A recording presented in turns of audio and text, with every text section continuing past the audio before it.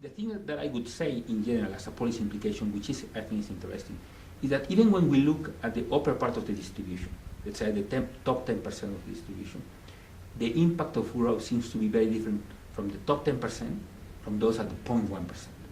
So this heterogeneity within this upper part of the distribution probably has to be reflected somehow in the policies that we follow for this segment of the population. Usually, people seem to think like the top 10% is the same people. Everybody is rich, let's put it simply.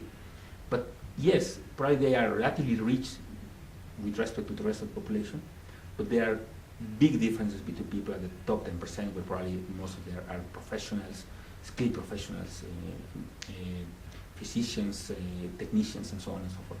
But people at the 1% of distribution is different, because probably those are entrepreneurs and successful entrepreneurs and so on. And probably people at the top 0.1% is even people with a lot of capital that are highly successful people. And the question is whether we should tax them at the same rate. And that's even depending on, regardless, I would say, of what your normative position is. The question is whether we should treat them exactly the same, as seems to be the case in, for example, tax policies. At least in many countries, there is no, the progressivity of the tax system, for example,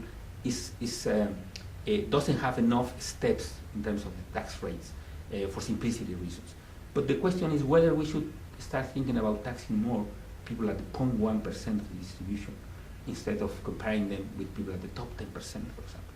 People at the top 10% is obviously relatively rich, but it is no way as rich as people at the 0.1%. And the question is whether we should treat them the same.